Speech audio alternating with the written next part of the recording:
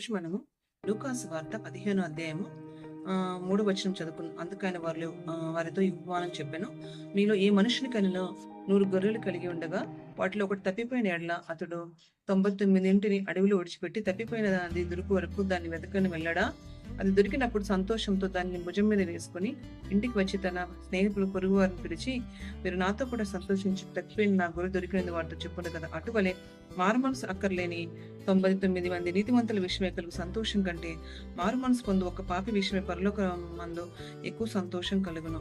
అంటే ఇక్కడ ఏం చెప్తున్నాడంటే అసలు ఏసయ్య లోకానికి ఎందుకు వచ్చాడు, అసలు ఆ ఇంటెన్షన్ ఏంటి, ఏసయ్య మన నుంచి ఏమి ఎక్స్పెక్ట్ చేస్తున్నాడు అనేది అనమాట మెయిన్ ఈ యొక్క ఉపమానం యొక్క అర్థము. అంటే ఆయన హృదయ అంతరంగంలో ఉన్న డిజైర్ ఇక్కడ చెప్తున్నాడు అనమాట. ఏంటంటే ఆయన ఒక దేవుడు, ఆయన ఒక అంటే సృష్టిని సృష్టించిన దేవుడు. మనకు యోహాను సువార్తలో ఉంది కదా, ఆయన మాట మాత్రం చదివిస్తే ఈ సృష్టి సృష్టించబడింది. అలాంటి గొప్ప దేవుడు ఈ లోకానికి ఎందుకు వచ్చాడు అంటే బిహైండ్ ఇంటెన్షన్ ఏంటంటే ఇదే అనమాట. 99 గొర్రెలు ఉన్నను, ఒక్క గొర్రె తప్పిపోతే ఆ యజమానికి ఎంత బాధో కదా, బాధంట. సో అన్ని జనులుగా ఉన్న మనము నశించిపోయి ఆ ట్రూత్ తెలుసుకోకుండా, సత్యం తెలుసుకోకుండా నశించిపోయి నరకానికి పోతుంటే ఆయన సృష్టించిన బిడ్డలమైన మనము అలా నశించిపోవడం ఆయనకి ఇష్టం లేక, అంటే ఆయన దగ్గరకు వచ్చే మార్గము ఒకప్పుడు మనకు దేవుడు ఏమి ఇచ్చాడంటే ధర్మశాస్త్రం ఇచ్చాడు. ధర్మశాస్త్రం అంటే కొన్ని రూల్స్ పెట్టాడు. ఈ రూల్స్ ఫాలో అయితేనే మీరు నా దగ్గరికి వస్తారు అని 10 కమాండ్మెంట్స్ అందరికి తెలుసు కదా. సో ఆ రూల్స్ పెట్టాడు. ఆ రూల్స్ ఫాలో అవ్వకపోతే మీరు నా దగ్గరికి రాలేరు అన్నట్టు ఆయన స్టాండర్డ్స్ని మనకు చూపించాడు ధర్మశాస్త్రం ద్వారా. బట్ ఏ మనిషి ఆ రూల్స్ని ఫాలో అవడంలో ఎక్కువ మంది ఫెయిల్ అయిపోయారు. సో దేవుడు ఏం చేశాడంటే ఇంకా ఈ మార్గాన్ని ఈజీ చేయడానికి ఆయన ఈ లోకానికి దిగొచ్చి మనకు బదులుగా మన ప్లేస్లో ఆయన శిలువ మీద చనిపోయాడు అనమాట. అంటే మనకు రావాల్సిన శిక్ష ఆయన శిలువలో అనుభవించి మనకు మార్గాన్ని ఈజీ చేశాడు. అంటే ఫర్ ఎగ్జాంపుల్ ఇప్పుడు నేను ఎప్పుడు ఈజీగా అర్థం కావడానికి ఒక ఎగ్జాంపుల్ చెప్తానండి. నా ఫ్రెండ్స్ గారికి సువార్త చెప్పినప్పుడు ఏం చెప్తాను, అందరికి సువార్త అంటే ఏంటా అని మీకు ఆశ్చర్యం వేస్తుంది కదా. సువార్త అంటే ఏం లేదండి, యేసుక్రీస్తు నీ కొరకు నా కొరకు ఈ లోకానికి వచ్చి నువ్వు చేసిన తప్పులకి, నేను చేసిన తప్పులకి నాకు బదులుగా సిలువలో ఆయన శిక్ష అనుభవించి రక్తం కార్చి ఆ రక్తం ద్వారా మన పాపాలను కడిగి మనల్ని ఆయన రాజ్యంలో చేర్చుకున్నాడు. ఇదే సత్యము.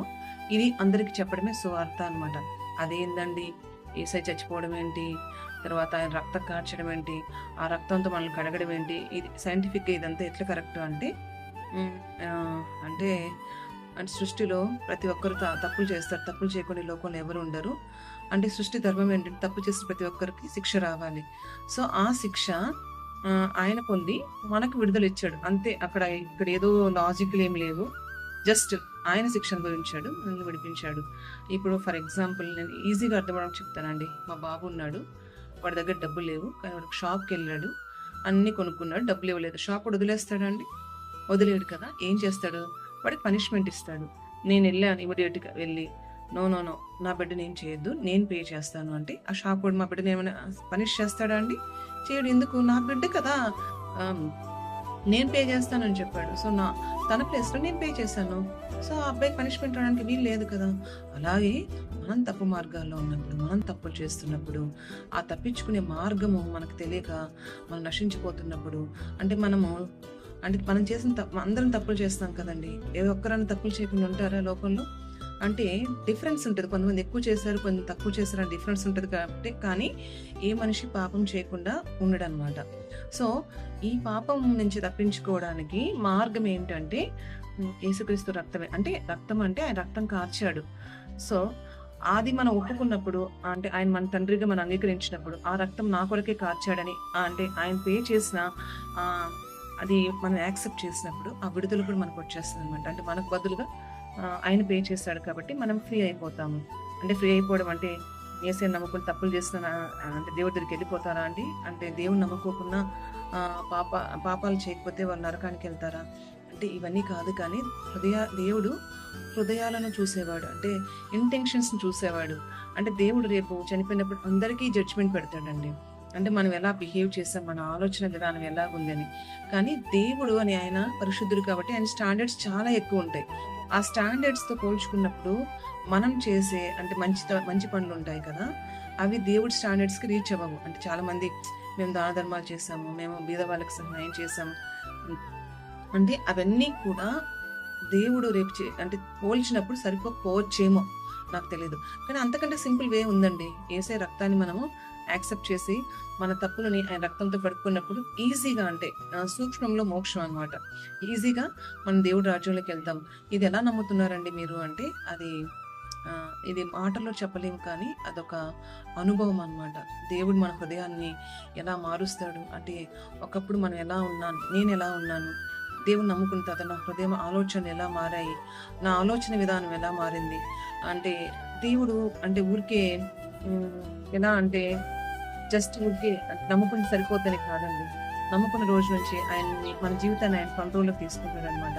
మనం తప్పు చేస్తుంటే లోపల నుంచి ఆయన మనతో మాట్లాడతాడు. నువ్వు చేస్తుంది తప్పు, తప్పు, తప్పు, తప్పని. ఇది రైట్ వే కాదు. ఇది రాంగ్ వే అని కంటిన్యూయస్ మనల్ని గైడ్ చేస్తూనే ఉంటాడు. బట్ మనం ఏంటంటే చాలా సార్లు ఆ వాయిస్‌ని రికగ్నైజ్ చేయలేక పొరపాటు చేస్తాము. బట్ తర్వాతైనా దేవుడు మనతో మాట్లాడి ఒప్పించి మనల్ని మారుస్తాం. ఖచ్చితంగా యేసయ్యని నమ్ముకుంటే ఈ చెడు అలవాట్లు, చెడు ఆలోచనలు, చెడు ఉద్దేశాలు ఖచ్చితంగా మారతాయండి. ఎందుకంటే ఆయన నిజమైన దేవుడు, హృదయాలను మార్చే దేవుడు. అంటే మనకు అద్భుతాలే కాదు కానీ అద్భుతాలు ఎవరైనా చేస్తారు. అద్భుతాలు చేసే దేవుడు ఒక్కటే కాదు ఆయన. మన జీవితాలను మార్చే దేవుడు. ఎలా మారుస్తాడు? నిజముగా అంటే మన జీవితాలలో ఒక ట్రాన్స్‌ఫర్మేషన్ అయితే వస్తది. నా జీవితంలో అయితే వచ్చింది. ఆ డిఫరెన్స్ నేను చాలా క్లియర్‌గా చూసానండి. సో, మీ జీవితంలో కూడా మీరు అంటే ఏదో చెప్పినంత మాత్రం నమ్మాల్సిన అవసరం లేదు కానీ మీరు టెస్ట్ చేసుకొని నమ్ముకోవచ్చనమాట. సో, ఇక్కడ ఆయన ఉద్దేశ్యం ఏంటంటే ఈ లోకానికి రావడంలో నశించిపోతున్న వాళ్ళు నరకానికి పోవడం అంటే నశించి నరకానికి పోవడం ఆయన సృష్టించుకున్న ప్రజలు ఆయనకిష్టం లేక ఆయన ఏం చేశాడంటే ఆ పరలోకం నుంచి ఈ లోకానికి దిగొచ్చి ఒక మానవుడిగాను ఆయన ఒక దాసుడుగాను చేసుకొని 33 సంవత్సరాలు ఆ భూమి మీద బతికి తర్వాత ఆయన సిలువ మీదకెక్కి ఆ సిలువ మరణాన్ని ఎంచుకొని రక్తం కార్చి మూడో దినం తిరిగి లేచి ఆయన మరలా పరలోకానికి ఆరోహణమై సజీవుడిగా తర్వాత ఆయన పరిశుద్ధాత్మ ఈ లోకానికి పంపించి ఎప్పటికీ మనల్ని పరిశుద్ధాత్మతో ముద్ర చేశాడండి. ఇదే సువార్త యొక్క సారాంశము. ఆయన ఉద్దేశ్యం ఎప్పుడు ఆయన దినమెల్ల చేతులు చాచి ఆయన ఏమని కోరుకుంటాడో తెలుసా అండి? నశించిపోతున్న వాళ్ళారా నా దగ్గరకు రండి అని పిలుస్తా ఉంటాడనమాట. ఆయన వైపు చూస్తే చాలండి. జస్ట్ ఆయన వైపు చూస్తే చాలు. మన జీవితాలు మారిపోతాయి. ఎంతోమంది డిప్రెషన్‌లో ఉన్నారు. ఎంతోమంది ఒంటరితనం అనుభవిస్తున్నారు. కొంతమందికి బాధ ఉంటది. ఆ బాధ ఏంటో కూడా వాళ్ళకి అర్థం కాదు. అసలు లైఫ్ ఏంటి అనిపిస్తది. అలాంటి వాళ్ళు ఒక్కసారి మీకు అర్థమైనా అర్థం కాకపోయినా యేసయ్య వైపు ఒక్కసారి చూడండి. చూడడం అంటే ఏంటి? యేసయ్య నాకేంటో ఒకలాగా ఉంది మనసులో. నాకన్ని చెడు ఆలోచనలున్నాయి. చెడు స్వభావం ఉంది. నన్ను మార్చయ్యా. నాకు నా నాకేంటో తెలియని ఎంప్టీనెస్ ఉంది. నన్ను ఫిల్ చేయండయ్యా. అయ్యా నా జీవితానికి మీరొక గైడ్‌గా ఉండండయ్యా అని ఒక్కసారి యేసయ్యని ఆహ్వానించండి. మీ జీవితంలో ఆ డిఫరెన్స్ మీకు తెలియకపోతే అప్పుడు అడగండి నన్ను. మీరొకసారి ట్రై చేయండి. ఎందుకంటే ఆ నిజ దేవుడు ఈ లోకానికి వచ్చి ప్రాణం పెట్టింది ఊరికే కాదండి. మనం ఎవరు నష్టపోకూడదని. ఆ నష్టాన్ని ఆయన పూరించడానికే ఆయన వచ్చాడనమాట. బట్ దేవుడేందంటే మనుషులను రోబోల్లాగా చేయలేదండి. రోబోల్లాగా చేసుంటే ఒక్క నిమిషంలో మనందరిని మార్చేసుండేవాళ్ళు. కానీ దేవుడు అందరికి ఫ్రీ విల్ ఇచ్చాడనమాట. ఆ ఫ్రీ విల్‌ని మనం యుటిలైజ్ చేసుకొని, ఆయన్ని పిలిస్తేనే ఆయన మన దగ్గరికొస్తాడు. ఆయన్ని ఆహ్వానిస్తేనే ఆయన మన జీవితంలో ఇన్వాల్వ్ అవుతాడు. సో, ఒక్కసారి యేసయ్య సహాయం చేస్తారని అడుగుదామా? మన తప్పులు యేసయ్య రక్తంలో కడుక్కుందామా?